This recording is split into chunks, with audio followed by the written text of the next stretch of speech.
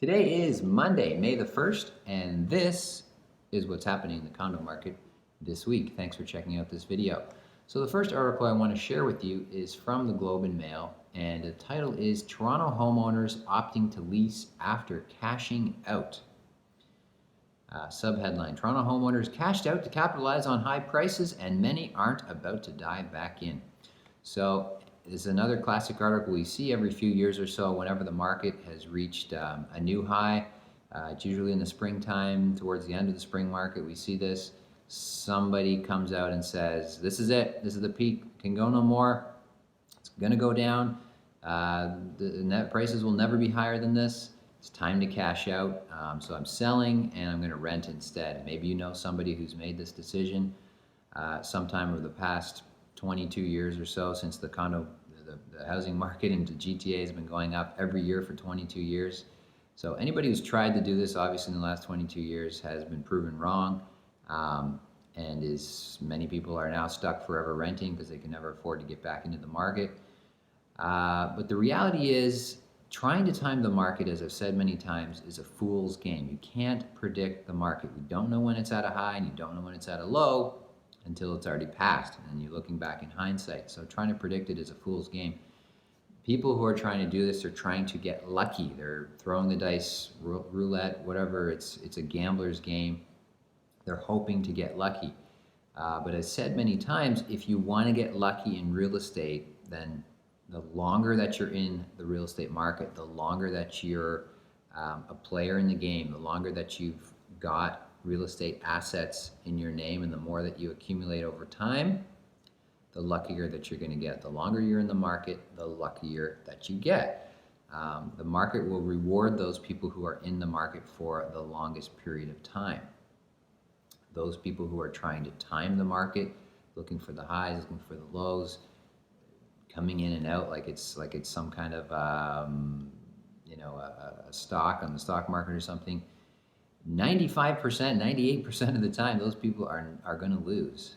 So that's just a reality there. But not surprised to see articles like this. We're going to see more articles along these lines in the months ahead,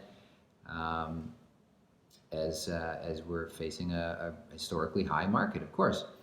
Next article, I want to now jump into some talk about why being in this market, contrasting to what I just said, being in this market for the long term makes sense. Taking a long-term strategic approach as opposed to a short-term flippers approach, in and out, in and out. The long-term strategic approach makes sense, and it's going to make you the most wealth in the long term.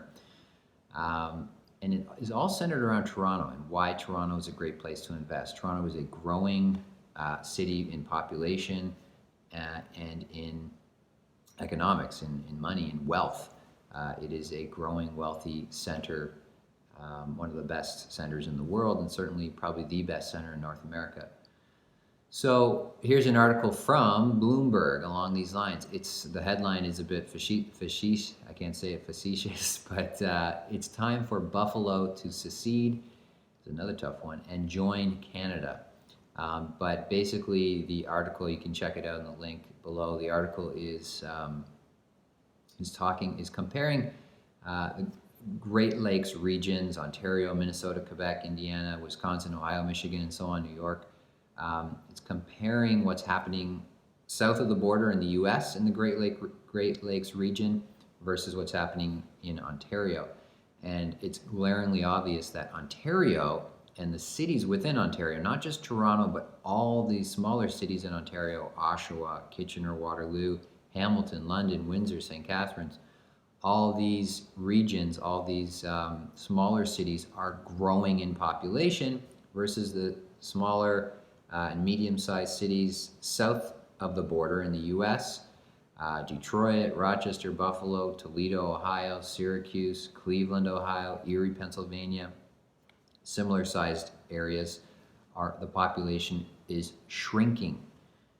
So Ontario population growing, and those areas shrinking. So the real estate boom that we're experiencing is not just a Toronto phenomenon. The entire population, the entire region of Ontario is booming, is growing, and the economy is strong. This is a great time and a great region to invest in. Just take a quick look at what's happening south of the border, and you see. And again, something I talk about a lot. It's what we're experiencing is unique. It's hard to realize that because we live here. A lot of us spent most of our lives here. And so we don't understand the uniqueness. We can't appreciate always the uniqueness that Toronto and the GTA and Southern Ontario is compared to the rest of the world, even our close neighbors right across the border a few hours drive away. So this is a great city to invest in. Let's take a look at next. I want to show you this amazing chart, which, if there's only one chart that you ever want to look at to understand why you should invest in Toronto real estate, let it be this chart. It's very simple, it's very easy, and it's the population growth. This is from Igor Dragovich, again, a friend of the show and a great guy to follow on Twitter. He's got a great blog that he updates occasionally with some great content. So he's got this great blog post. Check out this chart. I'm going to put it on the screen here, showing the population growth, Toronto population growth, 1821 to 2016. And again, this is really all you need to know. If there's only one thing you need to know about why you're investing in Toronto real estate and Toronto condos, it's this. Look at that population growth. Look at it accelerating as time is going by. When you take a look strategically and you look at the bigger picture of what's happening here, Toronto is a fantastic place to invest. It's growing in population. The reason why it's growing in population is because it's growing in wealth. Wealth attracts people, money attracts people, and where the money goes, that's where the real estate values are ultimately going to go up in the long term. Now, if you, here's another chart, which is not Igor's chart, but he pointed out on Twitter as well, and I want to put it on the screen as well. This is from StatsCan, built up area, Toronto Census Metropolitan Area and Census Metropolitan Area. It shows the population and how the GTA has grown over time, over the decades. And if you look, the first thing I noticed when I look at this chart is the entire city of Toronto, most of Mississauga, most of the whole GTA was considered a built-up area by 1971, okay? So let's just talk about Toronto and forget about the other cities which were also built up, but just the city of Toronto, basically the whole city of Toronto was built up, mostly all the land, 95% of the land was all developed by 1971, okay? Now you go back and you juxtapose, you transpose, what's the word? You layer on top the CMA population map, 1821 to 2016, and you point out where's 1971. It's hopefully I can get this on the screen for you, but you look at where it is right there, 1971. And in 1971, the GTA population was about 2.5 million. It took 150 years to get to 2.5 million. And at that point, basically the whole city of Toronto, as we know it, was built out, was developed. That's it, okay? But it's been 45, in the 45, 46 years since 1971, the population's gone from 2.5 million. It took 150 years to get to 2.5 million. It took only another 46 years to more than double that. Now we're at 6 million. So population is soaring. The city of Toronto is completely built out. There's nowhere left to go but up. There's no land. There's no more houses being added to Toronto since 1971, for all intents and purposes. And so the condo market is the future. Again, the city is going to continue to grow up. Condos are not going anywhere. If anything, we're going to have a continued shortage of condos into the future. And Toronto, again, is a great place to invest. It's a growing population. Finally, as we're running low on time here, I wanted to bring to you one last article from the Toronto Star, how celebrity house prices stack up against Toronto real estate. So what GTA homes Leonardo DiCaprio or Jared Leto could have traded their hot hangouts for. So comparing recent celebrity property sales in LA and New York with what you can get in Toronto. The point of the article is kind of saying, it's kind of alluding to like Toronto prices are insane. Look, you could live like a celebrity for the same price. Look, you could have this amazing celebrity lifestyle and this sweet pool in your backyard for the same price.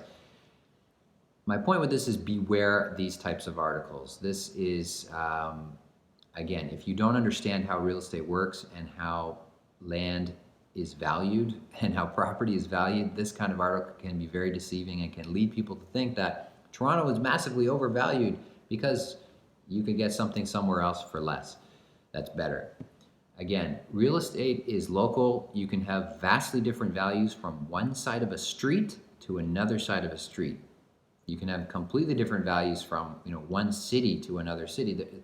There's no point in comparing them as such to say that one thing is overvalued or undervalued. It's completely irrelevant.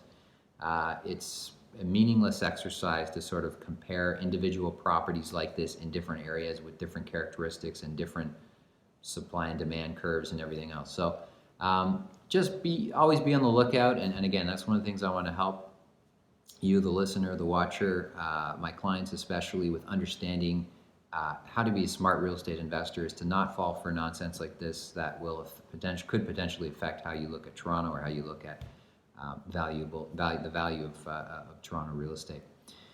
Okay, I hope you enjoyed today's episode and you found something useful here. If you did, go ahead and share this video with somebody that you know. I'd really appreciate it. And until next time, have a great week.